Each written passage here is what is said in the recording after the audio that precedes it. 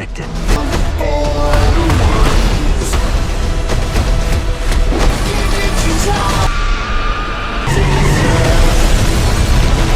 أهلا بيكم مع فيلم جديد. بيبدأ الفيلم مع شخص اسمه آدم كلاي، بنعرف إنه بيشتغل في تربية النحل وكان خارج من المزرعة اللي بيشتغل فيها، وبيقابل واحدة اسمها إلويس باركر. بنعرف إنها صاحبة المزرعة اللي آدم أجر جزء منها، وكان واضح إنها سعيدة لأن آدم أجر منها الأرض، وده لأنه كان بيساعدها في شغل المزرعة، ولأنها كمان رجعت مرة تانية صالحة للزراعة، وبتقوله إنها بتعتبره زي ابنها وبتقوم بدعوته على العشاء. فبيقول لها آدم إنه هو كمان بيعتبرها زي أمه، وبيوعدها بإنه هيجي عشان يتعشى معاها. ولما بترجع لبيتها وبتفتح جهاز الكمبيوتر الخاص بيها، بتتفاجئ إن في رسالة بتظهر لها على الشاشة بتعرف منها إن جهاز الكمبيوتر اتصاب بفيروس، وإنها لازم تتصل بشركة مكافحة الفيروسات بسرعة. وفعلا بتتصل بالشركة اللي هي مشتركة معاها، وبيرد عليها شخص واسمه جارنت بتشرح له اللي حصل في جهازها، وكانت مستغربة ان الكمبيوتر بتاعها مصاب بفيروس مع انها مشتركة في شركة لمكافحة الفيروسات.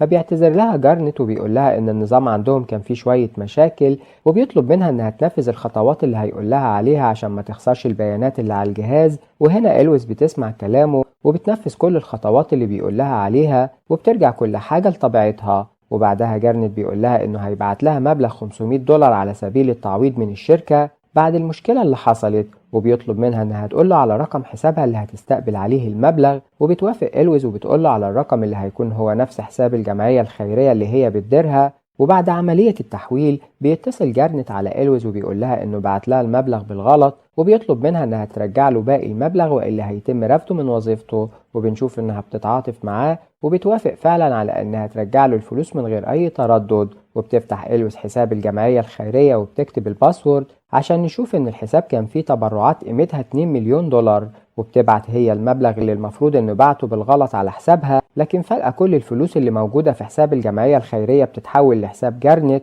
ولما بتحاول إلويس انها تكلمه مرة تانية عشان تفهم اللي حصل، بتتفاجئ بانه مش بيرد عليها، وبتعرف انها تعرضت لعملية نصب كبيرة وبتحس بالندم في الوقت اللي كان بيحتفل فيه جارنت مع فريقه بنجاحهم في عملية النصب. وهنا بنكتشف ان شركتهم شركة وهمية وان جارنت مش اكتر من خبير في النصب والاحتيال. وفي نفس الوقت بيروح آدم في ميعاد العشاء لبيت إلويس، وأول ما بيدخل للمكان بيتفاجئ بوجود مسدس على الأرض وإن إلويس مقتولة على الكرسي. وفجأة بتظهر فيرونا بنت إلويس من ورا آدم وبتطلب منه إنه ينزل على الأرض. وبنعرف هنا إن فيرونا عميلة في مكتب التحقيقات الفيدرالي، وعلى الرغم من إحساسها بإن آدم كان حزين زيها على موت أمها، لكن في نفس الوقت بتعتبره إنه شخص مشتبه فيه وبتقبض عليه وبتسلمه لقوات الشرطة. لكن بعد كده بيتم الإفراج عن آدم لأن مفيش أي دليل يثبت إنه له يد في قتل إلويس اللي الطب الشرعي أثبت إنها انتحرت. أما فيرونا فبتكون في البيت لوحدها وبتفتح جهاز الكمبيوتر بتاع أمها وبتكتشف السبب في انتحارها.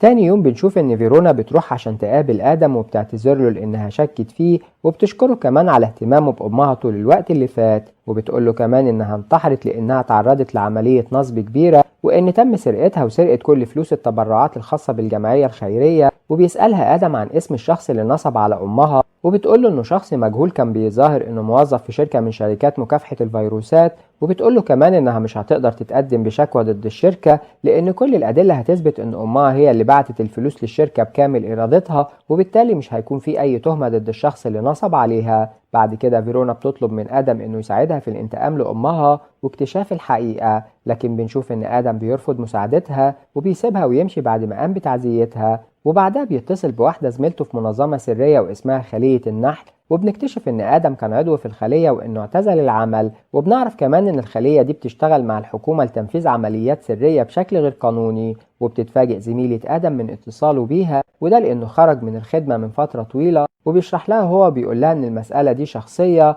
وبيطلب منها تجمع له معلومات عن شركة مكافحة الفيروس. وفعلا بعد فترة من الوقت بتتصل زميلته وبيعرف منها عنوان الشركة عشان يروح بعدها لمقرها، وكان معاه بنزين بكميات كبيرة. وبيقابل 2 من أفراد أمن الشركة اللي بيحاولوا منعه من الدخول، لكن آدم بيدخل معاهم في خناقة وبيخلص عليهم بسرعة عشان يدخل الشركة بعد كده. وبيروح لمكاتب الموظفين وبيطلب منهم إنهم يمشوا من المكان لأنه هيحرقوا. وبيبدأ آدم فعلا في رش البنزين في المكان كله عشان نشوف الموظفين كلهم بيهربوا من المكان بسرعة وهم خايفين. بعدها بيجي جرانت وكان معاه مجموعة من أفراد الأمن وبيحاولوا إنهم يهجموا على آدم، لكن آدم بيتحرك بمهارة وسرعة وبيضربهم واحد ورا التاني وبيخلص عليهم بكل سهولة. وبيسألوا جارنت اللي كان مرعوب من اللي بيحصل هو بيعمل كده ليه، فبيقول له آدم بسخرية إنه بيشتغل مربي للنحل وإن هوايته هي طرد الدبابير من الخلية. بعد كده بيقوم بتثبيت قنابل في المكان وبتليفون الشركة، وبيقول آدم لجارنت إن الاتصالات اللي كانوا بيكسبوا منها فلوس هي نفسها اللي هتكون سبب في تدمير الشركة.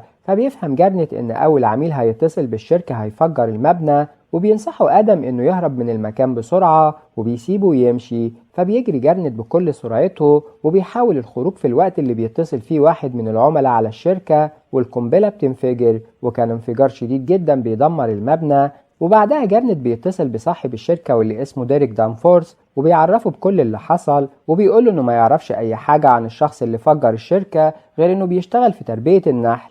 ده غير إن كل كاميرات المراقبة اتحرقت ومفيش أي دليل ضد الشخص ده. وبينفعل ديريك وكان حاسس بالغضب لأن المبنى اللي تم تدميره كانت قيمته أكتر من 30 مليون دولار. وبيقول ديريك لجارنت إن الشخص اللي عمل كده أكيد بينتقم منهم، وبيطلب منه إنه يدور ورا كل الناس اللي خدعهم ونصب عليهم في الأيام الأخيرة، في الوقت اللي بتنضم فيه فيرونا لشريكها مات ويل للتحقيق في قضية الحريق. بعد كده إيريك بيبعت مجموعة من المرتزقة لجارنت عشان ياخدهم ويروح بيهم لبيت إلويز، وده لأنها الوحيدة اللي نصبوا عليها في مبلغ كبير في الفترة الأخيرة، وبالتالي هي أكتر واحدة هتفكر في الانتقام منهم. وبالصدفة بيشوفوا آدم وهو رايح بعربيته ناحية المخزن وبيروحوا وراه بسرعة عشان يخلصوا عليه، لكن أول ما بيدخلوا للمكان بيكتشفوا إن المخزن فاضي وإن مفيش حد فيه وإنه حس بيهم وكان عارف إنهم وراه، وعشان كده بيظهر لهم من أماكن مختلفة جوه المخزن وبيبدأ يخلص عليهم، ومش بيفضل منهم غير جارنت. وهنا آدم بيقطع له صوابعه بالمنشار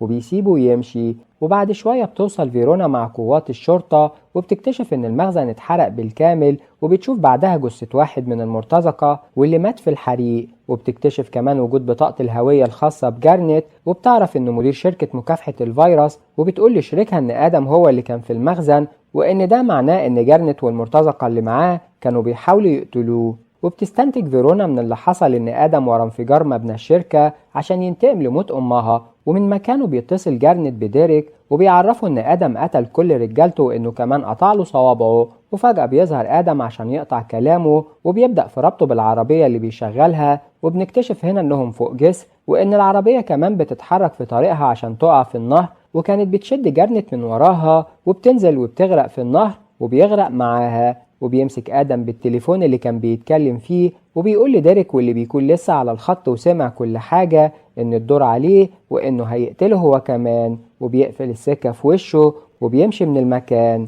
أما ديريك اللي ابتدى يتوتر ويحس بالخوف فبيروح لمسؤول الأمن في الشركة والاس ويستويلد وبيحكي له على كل اللي حصل وبيطلب منه إنه يجمع معلومات عن آدم، لكن بيتفاجئ بإن والاس كان مصدوم بعد ما سمع من ديريك جملة خلية النحل. وبنعرف هنا إن والاس كان الرئيس السابق للCIA وكالة المخابرات المركزية، وبيكون عارف بخطورة أي فرد من أفراد الخلية السرية، وبيقول لديريك إن الشخص اللي بيتعاملوا معاه على درجة عالية من الخطورة وإنه تسبب في غضبه وإنهم في خطر لأنهم وقعوا مع شخص مش بيرحم. وبعدها والاس بيتصل بجيسيكا دانفورث والدة ديريك واللي بنكتشف هنا إنها في أعلى منصب في أمريكا، منصب الرئيس، وبيبدأ والاس يشرح لها المشكلة بالتفصيل وخطورة الموقف اللي ابنها فيه، فبتطلب منه إنه يحمي ابنها بأي تمن. وهنا والاس بيتصل بمديرة وكالة المخابرات المركزية جانيت هاورد عشان يطلب مساعدتها، وبيقول لها إن في واحد من أفراد خلية النحل واسمه آدم وإنه بيهدد حياة ابن رئيسة أمريكا.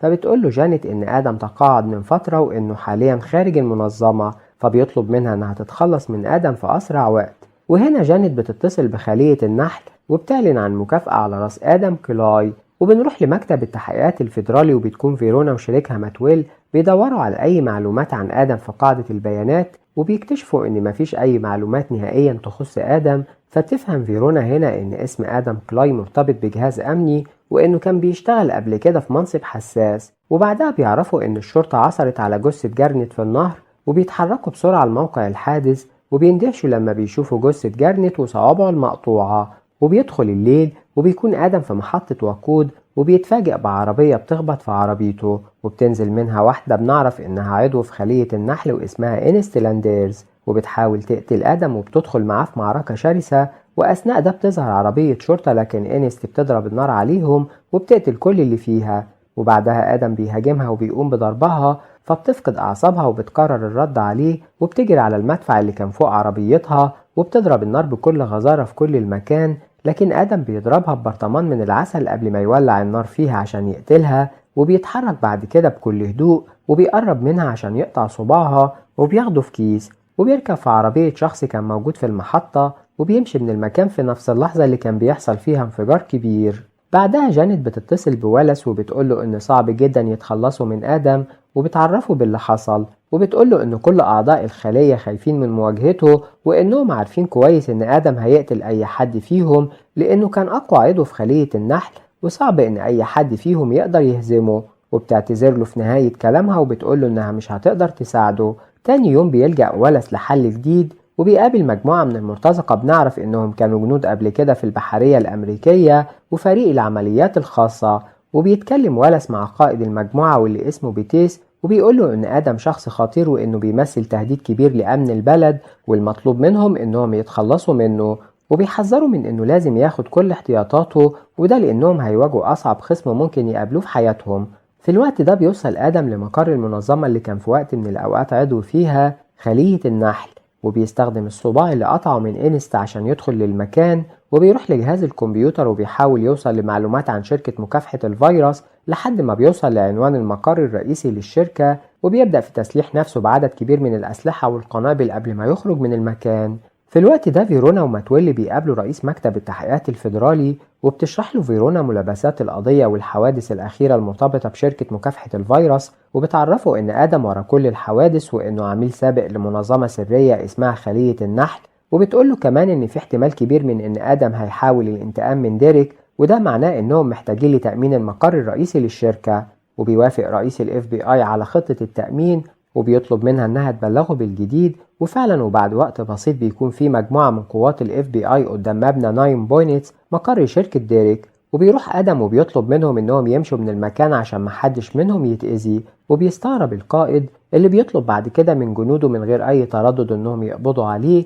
لكن آدم بيتحرك بسرعة وبيتمكن من دخول مبنى الشركة وبيروح لمكتب المدير وهنا بيظهر بيتيس ومجموعة من رجالته وبيضربوا النار على آدم اللي بيهرب منهم وبيجري في ممرات الشركة فبيجري وراه كل المرتزقة وبيدوروا عليه في الوقت اللي بيستخدم فيه هو كل مهاراته وبيقدر إنه يتخلص منهم واحد ورا التاني لحد ما بيوصل لزعيمهم بيتيس وبيشتبكوا مع بعض في معركة قوية وبيتمكن آدم من هزيمته في النهاية. وبيروح بعدها المدير المركز اللي بيقوم باستجوابه بعد تعذيبه عشان يعرف منه اسم صاحب الشركة وهنا المدير بيعرض عليه صورة ديريك وبيقوله إنه الرئيس لكن ما يعرفش هو موجود فين دلوقتي. وفي نفس اللحظة بتظهر قوات ال FBI بقيادة فيرونا لكن بنشوف إن آدم بيختفي بسرعة قبل ما حد يشوفه وكانت صورة ديريك ابن رئيسة أمريكا لسه على جهاز الكمبيوتر. ولما بترجع فيرونا لمكتب التحقيقات بتتصل بالمدير وبتقوله إن شركة مكافحة الفيروس تبقى واحدة من شركات جيسيكا رئيسة أمريكا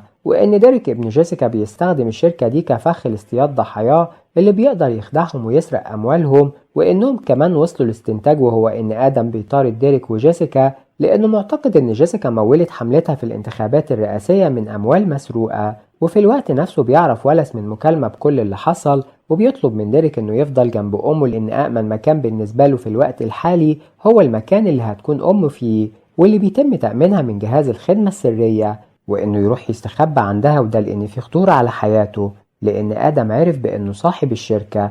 وفعلا تاني يوم بيكون ديريك مع أمه تحت حمايتها وبيكون في قوات أمن مدربة في مداخل ومخارج القصر اللي موجودة على شط البحر. وزيادة في التأمين بيتم استدعاء لازورس زعيم مجموعة من المرتزقة في أمريكا الجنوبية عشان يكون مع ديريك ويقوم بحمايته من أي خطر يتعرض له وإنه ولس كلفه بالمهمة دي بعد ما عرف إنه قتل عضو من أعضاء الخلية قبل كده. وبنعرف إن في حفلة كبيرة في القصر وفي الوقت ده بيظهر آدم اللي بيدخل من فتحة من فتحات الصرف وبيتنكر في هيئة واحد من أفراد القوات اللي بتقوم بالتأمين، وبيدخل جوه القصر بكل سهولة، وكان بيتحرك في المكان وكأنه بيته، وبيقوم بزرع القنابل في عربيات القوات الخاصة من غير ما حد يشوفه، وبيروح لمكان عشان يغير من هيئته، وبيدخل للحفلة بكل بساطة وكأنه واحد من المدعوين للحفلة. وفي غرفة من غرف البيت بيكون مدير مكتب التحقيقات الفيدرالي مع ديريك وأمه جيسيكا، اللي بيقول لها عن عمليات النصب والاحتيال اللي بتقوم بيها شركة مكافحة الفيروس اللي ملك ابنها، عشان نشوف إنها بتنفعل وبتتخانق مع ابنها وبتقول له إنه هيدمر سمعتها نتيجة استهتاره.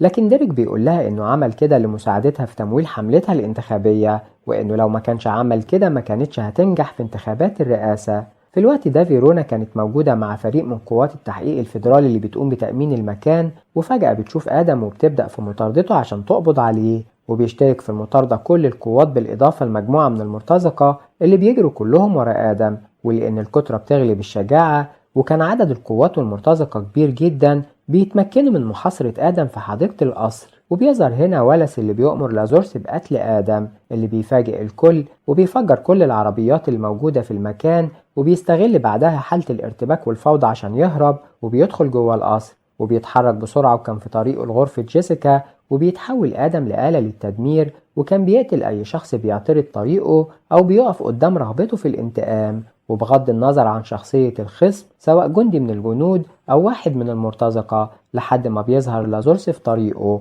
وبيدخلوا مع بعض في معركة قوية بنعرف منها إن لازورس مقاتل شرس وبيتمكن من إصابة آدم بسكينته، لكن بنشوف إن آدم بيتجاهل الألم وبيهاجم لازورس بنفس السكينة، وبيطعنه أكتر من مرة في أماكن مختلفة عشان يقضي عليه. في الوقت اللي بتقرر فيه جيسيكا إنها تظهر في مؤتمر صحفي عشان تعلن عن الحقيقة، وكان ده معناه إن ديريك هيتقدم للمحاكمة بتهمة النصب والاحتيال واستغلال المال والنفوذ في تمويل حملتها الانتخابية، لكن ديريك بيرفض إنه يستسلم أو إنه يتقبض عليه، وبيمسك بمسدس وبيقتل مدير مكتب التحقيقات الفيدرالي. وفجأة بيظهر آدم في المكان وكان على وشك إنه يقتل ديريك، اللي بيمسك بأمه وبيحط المسدس على راسها وبيستخدمها كرهينة. في اللحظة اللي بتدخل فيها فيرونا وبتطلب من آدم إنه يسلم نفسه، لكن آدم بيتجاهل طلبها وبيتمكن من إصابة ديريك بطلقة في راسه عشان يقتله، وبيهرب بعدها من الشباك وبيجري بأقصى سرعة من المكان. وبتجري وراه فيرونا، لكن بعد تردد وتفكير بتسيبه عشان يهرب، وده لأنها كانت حاسة بنفس مشاعره، وإنه كمان حقق الرغبة المكبوتة اللي كانت جواها في الانتقام من كل اللي كانوا السبب في موت أمها. وهنا بينتهي الفيلم. كان معاكم الملخصات شو، ولو عجبكم الفيديو ما تنسوش الاشتراك في القناة. سلام.